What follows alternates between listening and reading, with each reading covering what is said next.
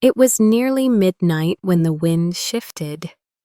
The air around the hill of Malibu cooled just enough for the palm leaves to shiver, and the water in the pool settled like a sheet of black glass. From a distance, the estate looked asleep, with its lights dimmed and its gates closed.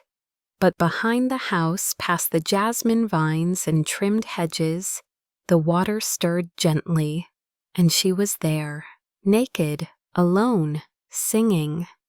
The notes rose like smoke into the warm night, imperfect and raw but heartbreakingly human. Her voice trembled with the weight of too many things unsaid, too many tears buried too deep. She did not sing to perform. She sang to survive. One bare foot curled against the pool's edge, her body barely above the surface, her arms floating, hair slicked back. Face tilted toward the moon, like it owed her answers. She had no idea she was being watched. From the second-floor balcony, a man stood motionless in the shadows, his presence barely more than a breath against the open night. He held a tumbler of untouched whiskey in one hand, his other resting on the rail. He should have called security. She was a trespasser after all, an uninvited guest. But he did not move. He watched, listened, and remembered. The woman in the pool didn't know she was trespassing. She had wandered through the garden after the noise and cruelty of the party next door became too much. After the boy she once loved whispered something ugly in front of people who used to clap when she sang. She had stumbled through the hedge with a bottle of wine in hand, mascara streaking down her cheeks, sandals long discarded. The pool called to her, silent, still, clean. She stripped without hesitation, not for seduction, not for show. Only because it felt like shedding a second skin, the kind that had been scraped raw by disappointment and silence. When her body hit the water, it felt like baptism and goodbye all at once. And then she began to sing. Her voice cracked on the high notes. She missed the key. She forgot the words halfway through. But she kept going like her life depended on it. Up on the balcony, Elias Vance, 37 years old, CIO of Vance Labs, and a man who had spent the last 3 years in almost complete silence, heard the sound of his past echo through the broken voice of a stranger. He did not know her name, but he knew the pain, the desperate way it clung to each word. And so he listened. Minutes passed, maybe more, until her voice cracked so sharply it startled her into silence. She blinked hard, noticing the air had gone colder. Then something shifted in her peripheral vision, a shadow, a sound, a presence. She turned. He stepped forward just enough for the moonlight to catch the side of his face. Their eyes met, hers wide and panicked, his unreadable. Her arms instinctively crossed over her chest as she sank deeper into the water. "I'm sorry," she whispered. "I thought this house was empty." His voice was calm, deep, steady. Most people knock before they borrow a billionaire's pool. Her cheeks burned.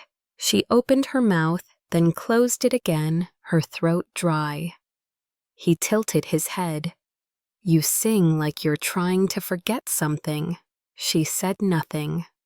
He set the glass down on the stone railing and walked away without another word, leaving her there, naked, alone again, but no longer unseen.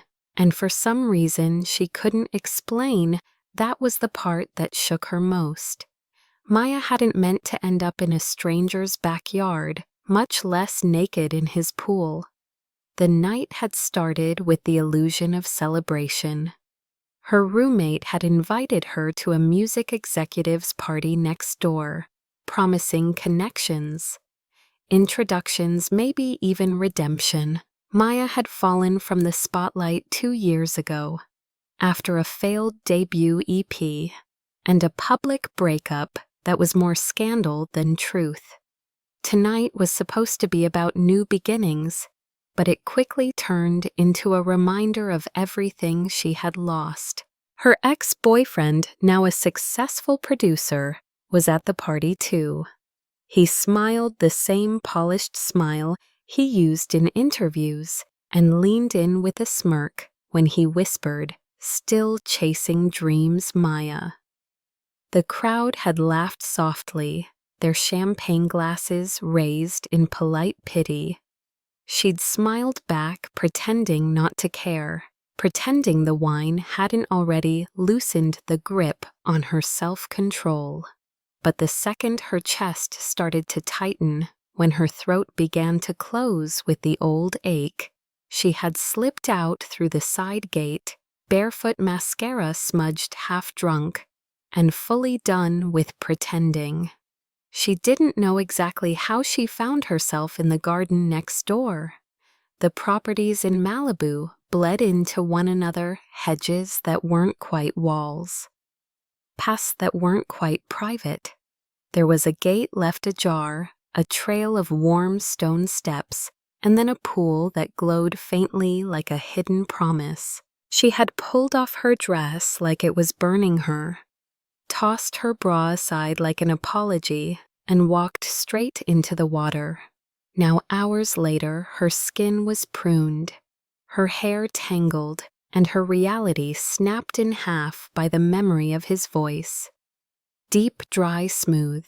He hadn't yelled, hadn't even sounded surprised. He had looked at her like she was both a question and an answer he hadn't dared ask. And then he walked away. That was the part she couldn't stop replaying. The way he had disappeared so easily, leaving her exposed to something more dangerous than judgment curiosity. She left his estate the same way she entered it, quietly barefoot, shivering in his towel. When she got back to her apartment, the city lights looked dimmer and even the wine tasted sour. She didn't tell her roommate. She didn't talk about it at all. But she couldn't sleep, and 2 days later, she went back. Not at night, not drunk, not broken, just unsure. She stood outside the estate's side gate, holding a bottle of aged scotch and a note she had rewritten 4 times. It read for the pool I borrowed. "Thank you for not calling the cops." She didn't expect anything, maybe not even acknowledgement.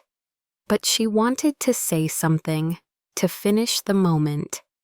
When she rang the bell, it wasn't him who answered. A house staff member opened the door and stared at her like she was misplaced furniture. Maya handed over the bottle, and the note gave a polite nod and left without waiting. That should have been the end. But 3 more days passed, and then a text came from an unknown number. "If you're still singing, I have a piano that hasn't been used in years." No name, no signature, but she knew. There was no question. The next afternoon she returned. This time she entered through the front. The staff member, same man, showed no emotion as he led her through a hallway that smelled like cedarwood and clean money.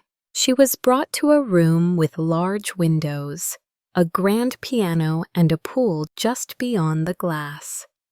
And then he walked in, Elias Vance. He was taller in the light lean but broad-dressed in dark jeans and a black shirt rolled up at the sleeves. His hair was short, deliberate, and his expression unreadable. "You didn't bring wine this time," he said. Maya blinked. I wasn't sure what the occasion was. He motioned to the piano. "You sang like you were searching for something." "I want to know what happens when you're sober." She stared at him, unsure whether to laugh or be offended. But instead, she sat down at the piano. Her fingers hovered over the keys, hesitating. "I'm rusty." "Good," he said. "That means it's real." She played, a soft melody, nothing polished, a draft of a song she'd never finished. Elias didn't interrupt, didn't even move, just stood there, arms crossed, as if committing every note to memory. When she stopped, she looked up, almost embarrassed. "That's all I have." He nodded once. "Then come back tomorrow." Why, she asked before she could stop herself. His reply was quiet. "Because that song sounds like mine." She didn't know what that meant, not yet. But she returned the next day, and the next, and the next. There were no contracts, no promises, no expectations, just music, and silence, and glances held too long. She never asked why he let her in, and he never asked why she kept coming back. But both of them knew something had started the moment he saw her in that pool. Not lust, not romance, just recognition of pain, of music, of something that wasn't supposed to matter, but somehow did. Maya began arriving in the late afternoons. The sun would hang low over the Malibu hills, casting a golden haze through the tall glass windows of Elias's estate. The sessions weren't formal, not rehearsals, not lessons.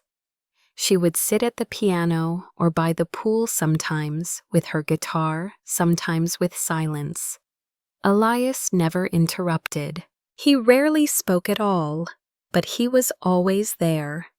In the background, listening, watching, present in a way most people never were. At first, Maya wore layered clothes, long sleeves, loose shirts, jeans that hid every inch of skin. Perhaps it was a form of apology, an overcompensation for the night she had shown too much. But over time the fabric changed, the shirts got softer, the sleeves rolled up. She let her bare feet dangle in the water again. Not because she forgot he was there, but because she trusted that he wouldn't misunderstand the gesture. That was the first kind of intimacy they built. Not the kind born from touch, but from restraint. One evening, Maya found a stack of old sheet music on the piano. Yellowed pages, handwritten notes in the margins, and a name at the bottom corner. Claire. The ink had faded, but the meaning hadn't. She hesitated before turning to him. He was sitting nearby, a book in hand, glasses low on his nose, but his eyes were on her. She raised the sheet. Was this hers? He didn't answer immediately, just set the book down gently and looked toward the glass doors. She used to sing in the mornings, said the sunlight helped her voice. Maya nodded slowly, not needing more. She didn't ask what happened. The grief in his voice was enough. From that moment, Maya played softer, more carefully, as if each note might wake a sleeping memory. And Elias started sitting closer, not next to her, but near enough that she could feel the weight of his presence. When she sang, she could hear the shift in his breath. When she stopped, she could sense the things he wanted to say, but didn't. One evening, she arrived just before a storm. The sky was a bruised purple, the air thick with tension. Elias met her at the door. His sleeves rolled his shirt damp with the first drops of rain. "You came," he said, like he hadn't expected her to. "I didn't want to miss today." She didn't know why she said that, but it felt true. Inside the power flickered once, twice, then held. Maya sat at the piano, but didn't play. Instead, she turned toward him. "Why me?" she asked quietly. "You could have anyone. Real singers, professionals, not someone who climbed into your pool drunk and naked. Elias stood still, his expression unreadable. Then he walked over, stopped just short of touching distance, and said, "Because you didn't come to impress. You came because you had nowhere else to fall." Her breath caught not from the words, but from the way he said them, gently, without accusation, just observation. The silence after that was heavier than most songs. She played for a while, and he stood behind her, close enough that she could feel the heat of his body, far enough that she could pretend she didn't notice. At one point, she hit a wrong note and cursed under her breath. Elias chuckled. It was the first time she heard him laugh. It was low, brief, and completely disarming. "You're allowed to mess up," he said. "It means you're not pretending to be perfect." She looked over her shoulder. "You don't pretend." He didn't smile. "I gave that up a long time ago." The next day, she brought him coffee, just a simple gesture. A paper cup, his name scrawled in her handwriting. When she handed it to him, he stared at it like she had just handed him something holy. She laughed softly. "It's just coffee." "No," he said, "it's not." From that day, coffee became part of the ritual. Music, silence, coffee, a rhythm that didn't need a clock. And within that rhythm, something grew. Not love, not yet, but awareness. One afternoon, she fell asleep on the lounge chair beside the pool. The sun was warm, the water calm, and her body too tired to pretend she was fine. When she woke, there was a light blanket over her shoulders, and Elias nowhere in sight. But on the side table was a note, one line, "You sang in your sleep." She pressed the paper to her chest and tried not to smile. Another day, while walking past his study, she heard a melody coming from inside. Familiar. Her voice, but remixed, reshaped, layered over chords she hadn't written. She peeked in. Elias was at the mixing console, headphones on, eyes closed. She didn't interrupt. She didn't need to. That night, she asked him, "Do you ever miss being known?" He looked at her for a long time before answering. "Not the way they knew me." "And me?" she asked, half teasing, half afraid. "Do I know you?" He turned to face her fully. "Not yet, but you don't look away. That's more than most." The words hung in the space between them. Fragile but powerful. She didn't sleep that night. She lay awake in her tiny apartment, thinking of the way he looked at her, not with hunger, not with pity, but with recognition. As if her broken parts matched his in all the right ways. As if their music wasn't something they played, but something they was. And the next morning, when she returned, he was already at the piano waiting. No words, just a quiet nod, a seat beside him, and the slow, deliberate pressing of keys that said more than anything either of them dared speak. The mornings were starting to feel different. Maya found herself waking with purpose, brushing her hair more carefully, choosing outfits that weren't necessarily prettier, but made her feel more like herself. The sessions with Elias had grown into a rhythm not just of music, but of presence. Some days they barely spoke at all. Other days they exchanged thoughts like musicians do, through eye contact, through tension, through unfinished melodies. One afternoon, Maya arrived to find Elias already at the piano. He was playing something soft, mournful, the kind of tune that didn't ask to be noticed, but clung to the air long after it stopped.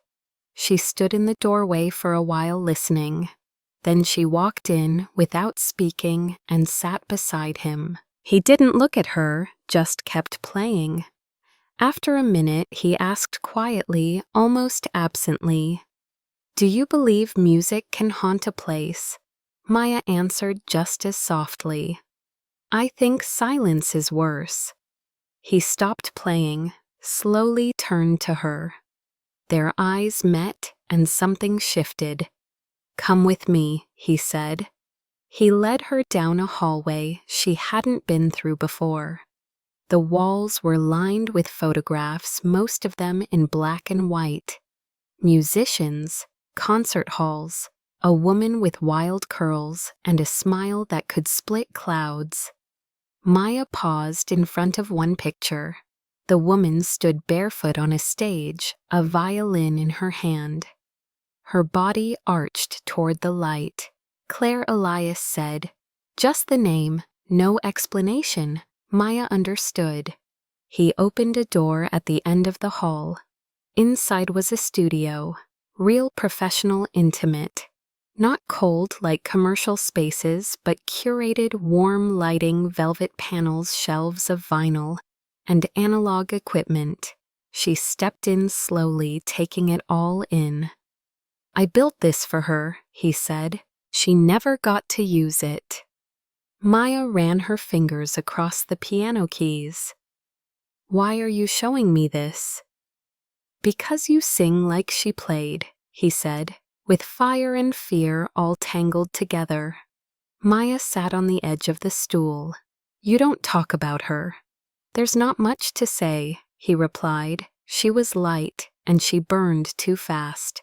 Maya didn't push. Instead, she looked around the room again and asked, "Have you recorded anything since?" He shook his head. "Couldn't, wouldn't, but you," he trailed off. "You bring it back, the ache." The edge, the reason I fell in love with sound in the first place. She wasn't sure what to say to that, so she did the only thing she could. She sang, no microphone, no setup, just her voice in the middle of that sacred space. She chose a song she had written years ago and never dared release. About loss, about being replaced, about screaming into silence. Elias didn't move, didn't blink, and when she finished, he simply said, "We should record that." For the next few weeks, they worked in secret. Late nights, early mornings, coffee and candles. No label, no managers, just creation. And something bloomed between them, not in words, not even in gestures, but in the way he began to say her name softer. The way she began to enter rooms without hesitation. One night, while adjusting mic levels, their hands touched. Brief, barely a second, but it was electric. Maya pulled back instinctively. Elias froze, then stepped away. No apology, no justification, just space, respectful, heavy. That night she couldn't sleep. The feeling of his skin lingered longer than it should have. She lay in bed remembering the way he looked at her while she sang. The stillness in his eyes, the sadness, the hope. The next day when she walked in, he didn't speak. He handed her headphones, pressed record, and sat across from her silent. She sang. Her voice cracked twice.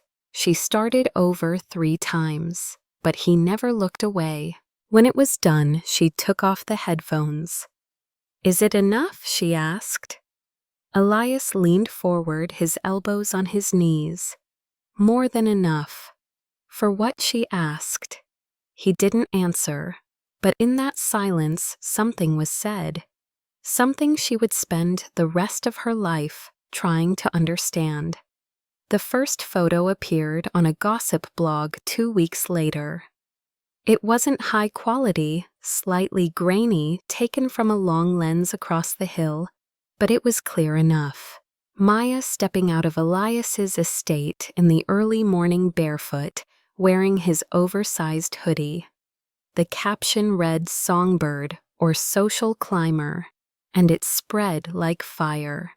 Within hours, it was on Twitter, entertainment newsreels, and fan forums speculating whether Maya, the once failed indie artist, was now trading music for influence. Her DMs flooded with hate. Her old label posted a cryptic tweet implying she had always known how to play the game.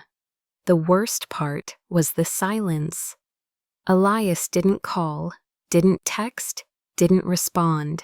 Maya sat in her apartment, staring at her phone, as her voice slowly disappeared under waves of public assumption.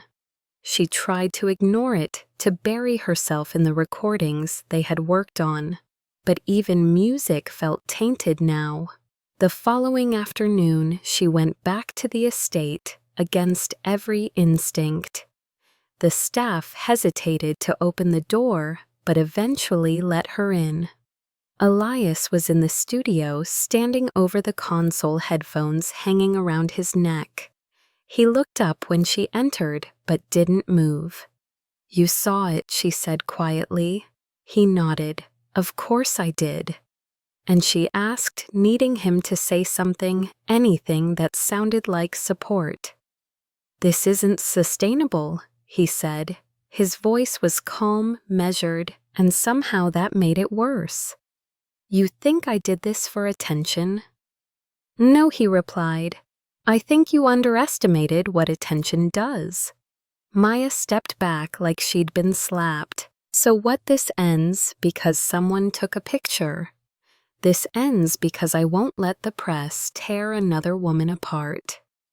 "Because of me," Elias said.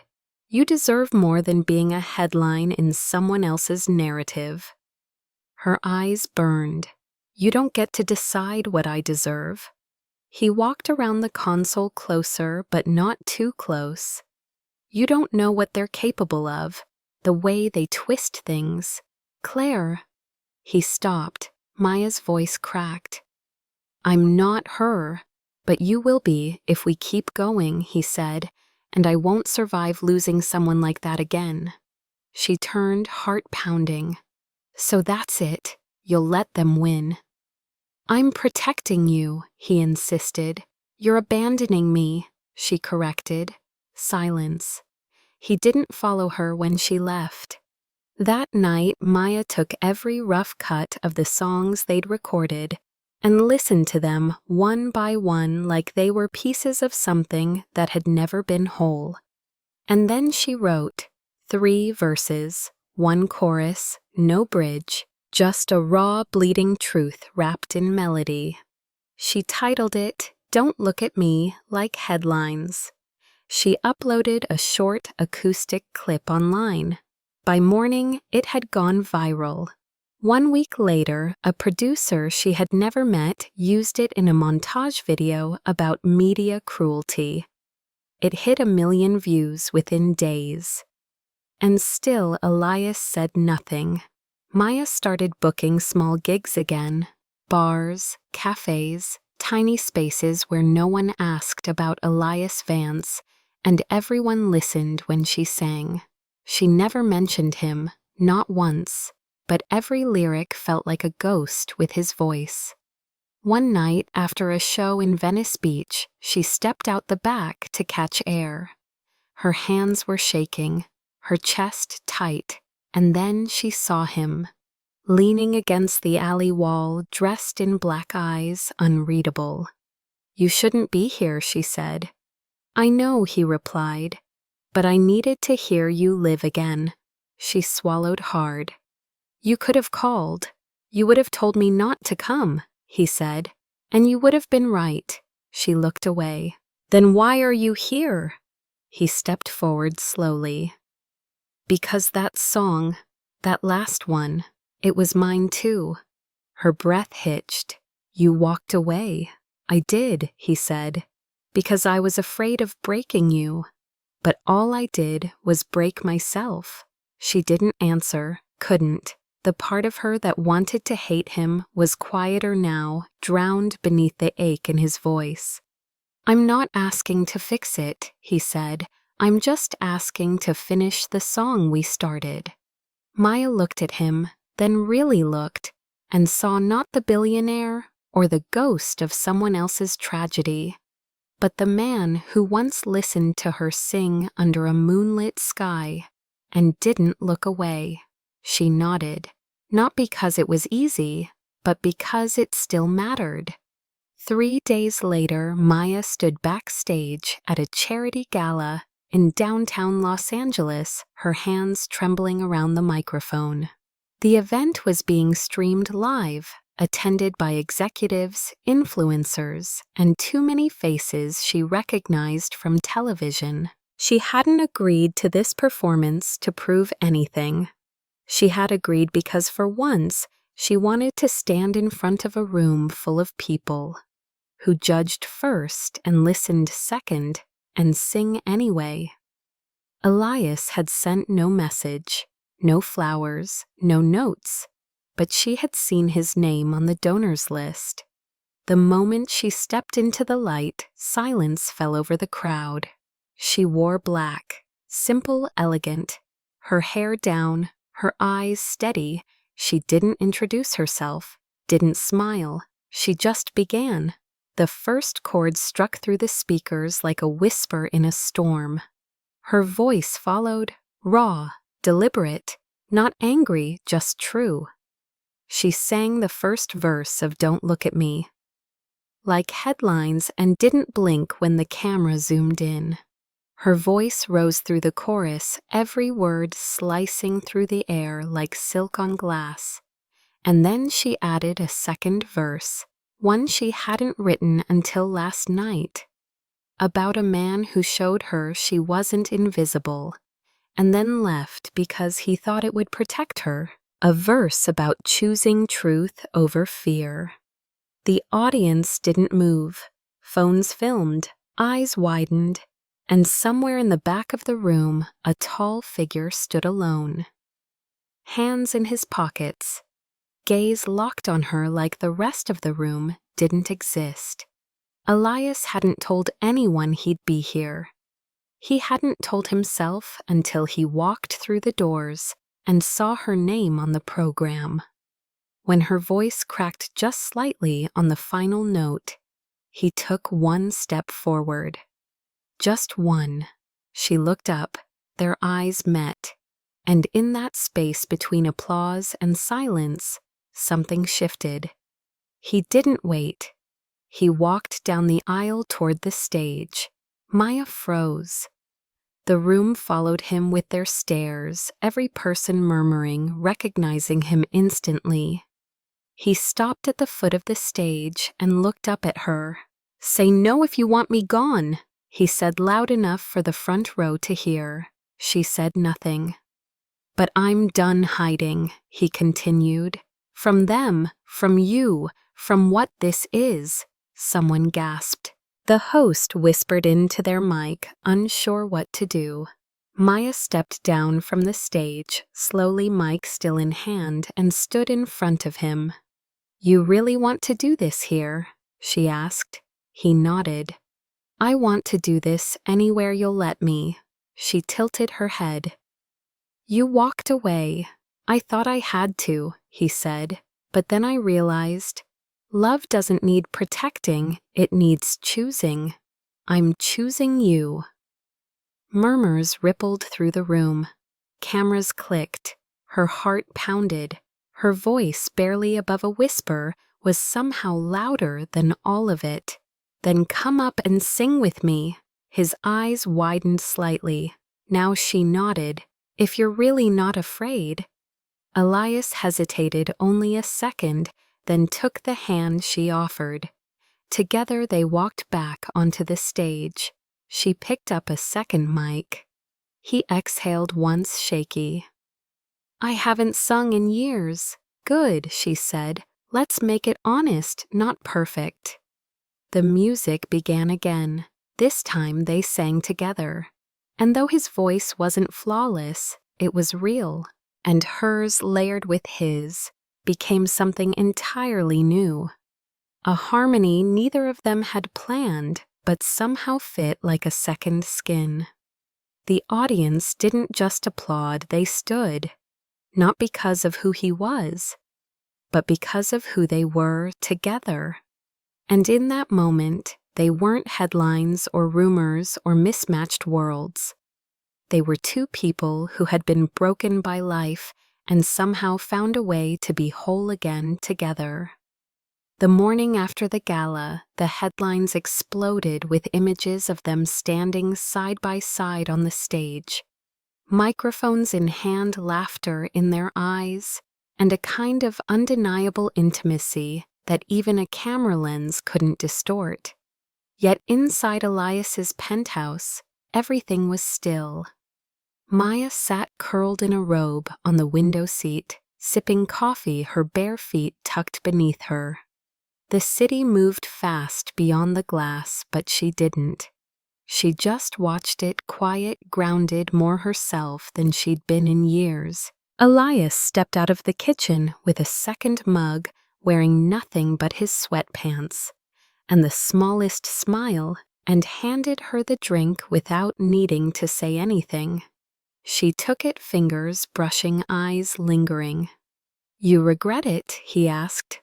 "Last night, everything it means." She shook her head. "No, do you? Not even a little," he said, sitting beside her. "But I think it means we don't get to be quiet anymore." "We were never quiet," she said. "We just pretended we could be." He reached out, brushed a strand of hair behind her ear, his fingers lingering for just a second longer than necessary. "So now what? We build something," she said, "together." He nodded slowly, like he'd already known she'd say that. And when she looked around the penthouse, its endless glass and cold edges, she whispered, "Not here." Elias raised an eyebrow. "Where then? Somewhere with walls that remember music." Not silence. So they moved, not far but far enough, to a converted studio loft tucked behind a bookstore downtown. Brick walls, old beams, high ceilings. The kind of space where Maya could hang her own art and sing as loud as she wanted. They didn't make a statement about it, no press release, no photo shoot, just quiet mornings with shared playlists, late nights filled with tea and planning, and every inch of space shaped by hands that had once trembled in fear but now built with intention. Maya didn't stop working. She taught voice again, hosted weekend songwriting circles, and launched a small nonprofit for young girls with big dreams and no safe spaces to fall. Elias didn't disappear from business, but he restructured. Stepped down as CEO, took a creative advisory role, focused more on mentorship and storytelling than boardroom battles. And through it all, they gave each other room to breathe, space to fail, and the comfort of not having to wear masks with one another. They didn't need to declare their love. It showed in the way she left post-its on his keyboard with new lyrics, in the way he stocked her favorite tea without being asked, in the silence between them that never felt empty.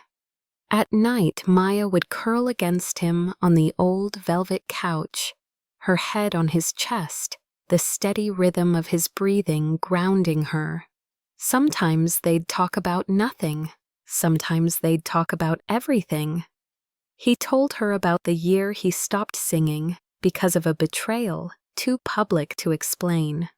She told him about the first time she'd felt invisible, not from poverty, but from grief. Their pain didn't compete. It connected, bound them in a kind of softness the world rarely allowed. 6 months passed, then 9. Their names still showed up online, occasionally attached to blurry photos or speculative captions. But over time, people lost interest, or maybe they just stopped caring. Maya's nonprofit flourished. Elias invested silently, not in her but in what she built.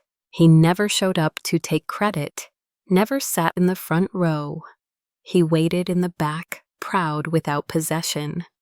And when the city awarded her a community grant, she invited him on the stage, not as a billionaire, not as a boyfriend, but as the first person who had ever said out loud, "I see you." Their home remained private, full of plants, guitars, notebooks, and coffee mugs that never matched. They kept the lights low, the music loud, and the doors open only to those who understood that love didn't need to shout to be real. One quiet evening after a long day filled with meetings, rehearsals, and coffee-stained to-do lists, Maya stepped onto the rooftop of their building, barefoot, a blanket wrapped loosely around her shoulders. The city stretched out in every direction, lights flickering like distant stars. Sirens low in the distance, and the wind brushing her cheeks just enough to remind her she was still awake. Elias joined her minutes later, a mug of tea in one hand and a soft playlist playing from his phone in the other. He didn't ask her what she was thinking, he never had to. He simply stood beside her, close enough for her to lean against, but far enough for her to breathe. They watched the skyline for a while in silence. Not tense silence, not expectant, just the kind that lives between two people who no longer need to explain themselves. "Did you ever think," she said finally, her voice quiet, "that everything would start because I was naked in your pool singing to the stars?" Elias chuckled softly. "I thought it would be the end of my piece," he said, "but it turns out it was the beginning of something better." She turned to him. "Something real." He nodded. "Something honest." They didn't talk about labels, not fiancé, not wife, not CO, not artist. Just two people who had shed the stories others tried to write for them, and had chosen to author their own. And in that choice, they found something stronger than fantasy truth. A kind of healing that didn't erase the pain, but made space for it, held it, honored it, then moved forward anyway. Maya looked at him, then her eyes wide and raw, the kind of gaze that had once made him question everything, but now made him believe it all had happened for a reason. "You know," she whispered for a long time, "I thought I'd only ever be someone people passed by. The girl singing behind glass, the body that didn't belong in their world." He reached up, touched her cheek gently, thumb brushing just beneath her eye. "You weren't invisible," he said, "they just weren't looking properly." She leaned into the touch, her eyes fluttering shut. "And you I wasn't ready to see," he admitted. "Until you opened the door, I didn't know was still closed." There was no music then, no wind, just breath, just skin and truth and the slow unfolding of two people who had once been strangers under moonlight, now learning how to be whole together. And as they stood beneath the city lights, hearts bare, futures unwritten, Maya smiled, not the kind of smile that performed for approval, the kind that came from knowing who you are and being seen anyway. Because sometimes love isn't about being rescued. It's about being recognized. "You're not a mistake," he told her. "You're the reason I remembered how to feel." "And you," she said, "you're the reason I remembered how to stay."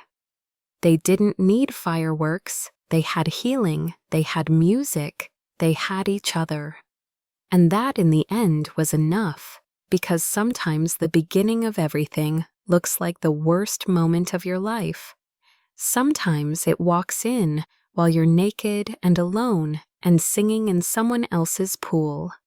But if you're lucky, it stays. If you're brave, you let it.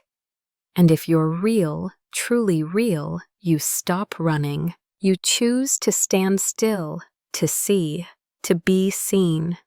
And from there you build something that no one else can name but you.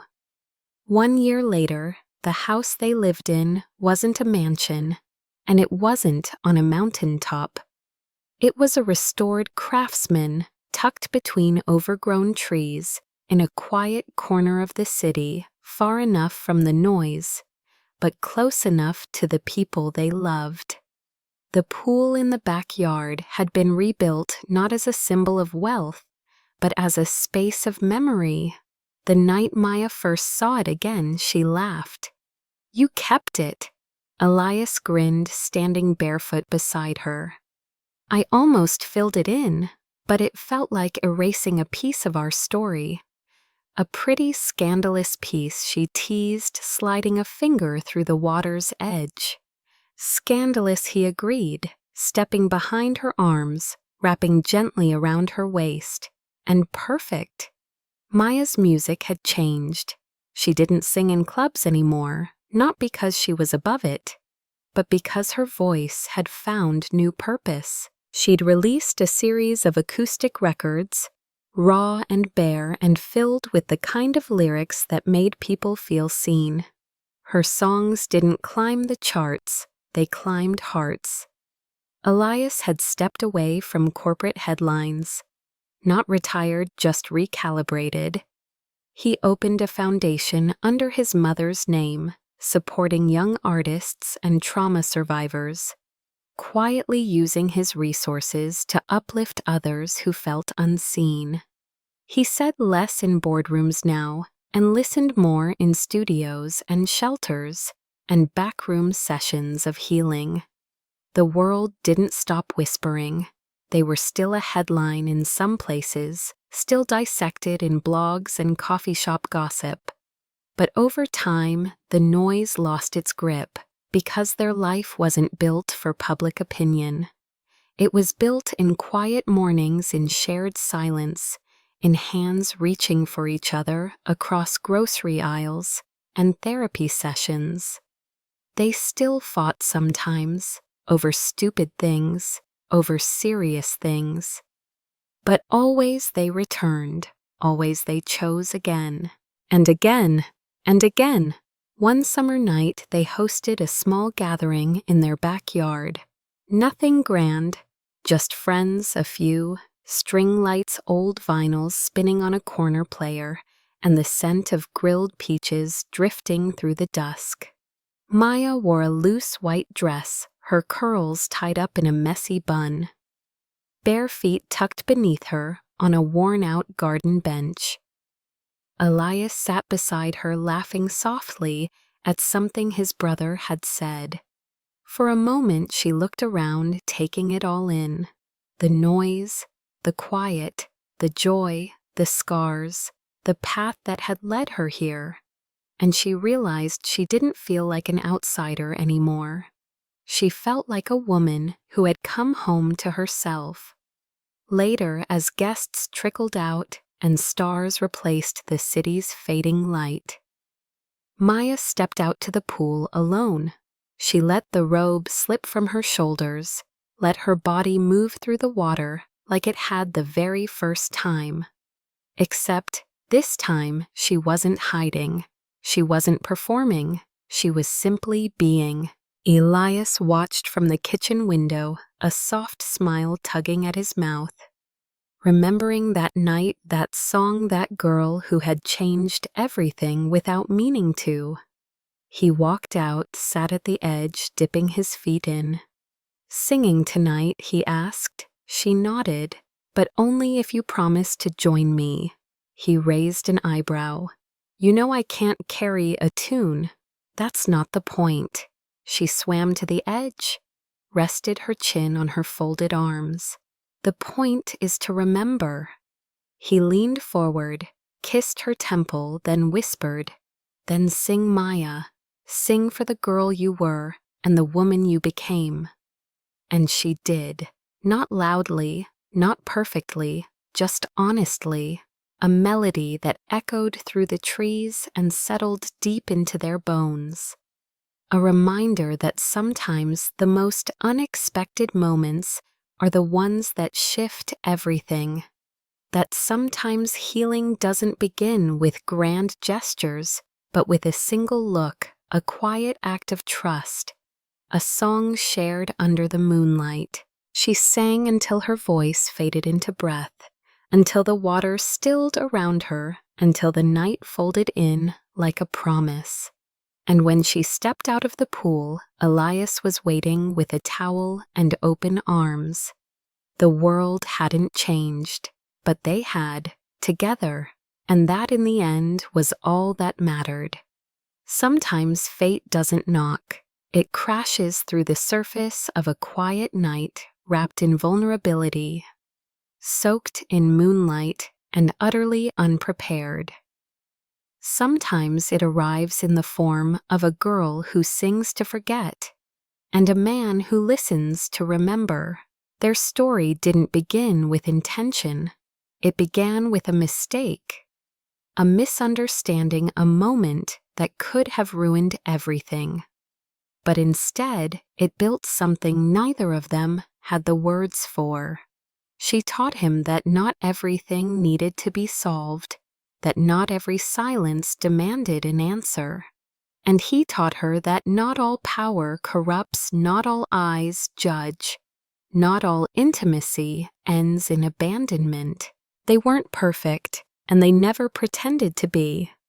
What they were, what they became, was real, messy, brave, quietly powerful, and deeply, irreversibly intertwined. The world had offered them versions of love. Before, conditional, strategic, transactional. But this was different.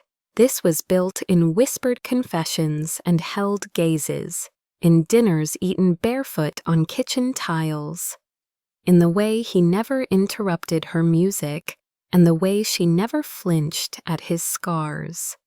In the end, it wasn't about the wealth or the background or the accident that brought them together. It was about the choice to stay after the music stopped, after the crowd faded, after the story stopped being scandal and started being truth. And that's what stayed, not the pool, not the gossip, not the tension that once sparked like electricity between strangers, but the quiet understanding that no matter where they'd come from, they had chosen to arrive here, together. And maybe that's what love really is. Not the fireworks, not the fairy tale, but the moment you realize someone sees you, truly sees you, and still stays. No mask, no performance, just presence, just promise. Just two people who dared to say yes when the world expected them to fall apart. She was naked, alone, singing in a stranger's pool, and then he walked in, and everything changed, not because of what they lost, but because of what they were willing to risk to become. So if you ever wonder whether one night, one misstep, one unexpected meeting can alter everything, remember them. And remember this: sometimes the wrong door leads to the right story, and sometimes the naked truth is exactly where healing begins.